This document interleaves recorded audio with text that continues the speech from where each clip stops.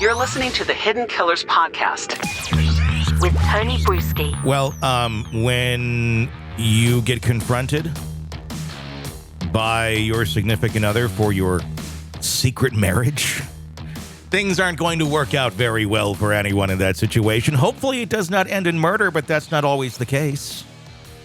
As we learn in this story, Clayton County Police announced the arrest of, is it I'm Michael? going to say it's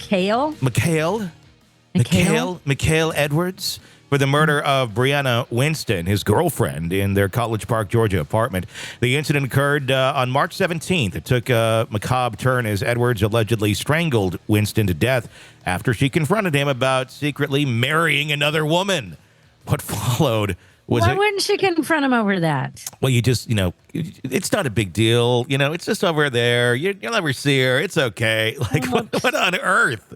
I don't know what I was thinking. I just married her that day. Oh Get over it. What followed was a ghastly cover-up orchestrated with the help of his own family. Oh, nothing like destroying everyone's life. Lieutenant Ashanti Marbury of the Clayton County Police Department described the crime as anything but a crime of passion, highlighting the evident malice and intent behind Edwards' actions. According to Lieutenant Marbury, Edwards, only 23, engaged in a heated argument with Winston over his infidelity before fatally choking her. The aftermath of the murder unfolded gruesomely. Edwards purportedly stuffed Winston's lifeless body into a suitcase and drove to Gates, Tennessee, with the assistance of an accomplice. There, they burned her body in a barrel, using a shovel to hasten the process of incineration. Together, the two men placed a suitcase inside a burned barrel located behind the home. They doused it with accelerant, lit a fire, and they kept their fire burning from the early afternoon until nightfall, Marbury further said. That had to have spelled lovely.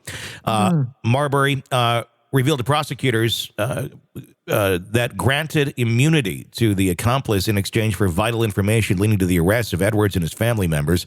Subsequent investigations unveiled a sinister family involvement in the cover-up. Edwards' wife, Briana Phillips Edwards, allegedly aided him by allowing the use of their car for transporting Winston's body. Use my car? You're going to use the car to transport your dead girlfriend? Okay, sure. According to the Clayton County Police, during the investigation, Edwards was already in jail on an unrelated charge. He was caught on a jail call, instructing his wife, Briana Phillips Edwards, to dispose of a pair of shoes and gloves. Phillips Edwards is now facing several charges, including being party to the commission of a crime, murder. Additionally, investigators have charged Edwards' mother, Ebony Anderson, and his brother, Keelan Wright, with aiding in the destruction of evidence. The timeline of events paints a horrifying picture. Winston, a mother of a 4-year-old child with Edwards, was reported missing by her family on April 1st. Upon visiting her apartment, they discovered it had been completely cleared out, emanating with the smell of bleach.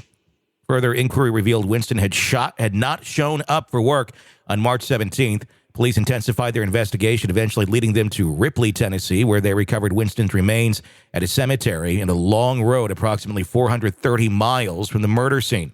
Edwards is currently held at the Clayton County Jail on numerous charges, including malice murder, felony murder, concealing death, and tampering with evidence. And he's only 23.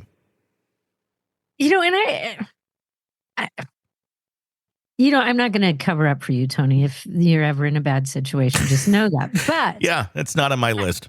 Maybe people are so intimidated and afraid for themselves. If it's like, if he can do that, what could he do to me? So now you feel like you have to. But like his wife, he's in jail. Yeah. That's another one of those things. What is up with these people not remembering those are all recorded calls? And, he's in jail at that point. She could have easily said, absolutely not. Mm-hmm. I will, he's not a threat to her at that point. And then getting his mom involved, like now his mom's going to end up in prison, and his brother and his wife. Yeah. And he's killed the mother of his kid. I hope the kid never sees anybody on that side of the family again. Well, but maybe there's some nice people on that side of the family. I don't know. These are the ingredients that made this monster. And I got to say, I don't know any of the other people that are now, I'm sure, going to be charged and in jail. But if you were part of that recipe, you're probably not the greatest of human beings as well, considering you also willingly participated in this. So I can't. I guess it's just, it's like when there's a ring of horrible people that are doing something, and you get one, but you're like, well, who else is involved in this? You're taking more people down, and that's not necessarily a bad thing, because I'm guessing these people are doing their own insanity to others in their lives, and would have caused more heartache and headache and trauma for several other innocent bystanders and people that happen to be in their path. So I'm cool with anybody that's part of that recipe, if you're still participating with that person, to be taken down as well. What about the one guy, I'm assuming that they granted immunity? He stood vigil like the entire all day, like stirring up the fire to. Like, that's bizarre to me. And it's like, you get immunity. He gets immunity and everybody else does. Yeah, I don't like that. But I get sometimes, like, if you need the smoking gun to get this person convicted, it's kind of a trade-off to a certain extent. But yeah, I'm sure that human being, he's got immunity. But look, he was party to a murder and was like totally cool with disposing of the body. I'll help you get rid of it. It's only a matter of time before he does something else stupid that gets him behind bars. Unfortunately, I'm sure it will affect someone else's life, but it's a matter of time. I just kind of look at it like, you're going to sink your own ship. No one really needs to intervene here. You're already on the iceberg, and you're going, let's go faster and harder into it. Okay, have fun. Bye-bye. Good luck. Good luck. Going to work out great for you. You can't go wrong. Want to listen ad-free? Want advance access to all of our interviews before anyone else? Become a True Crime Today Premium Plus subscriber on Apple Podcasts. You get every episode commercial-free. So you can binge on True Crime until you can binge no more. Search True Crime Today Premium Plus on Apple Podcasts now, or go to our podcast page and sign up now. More of the Hidden Killers podcast next.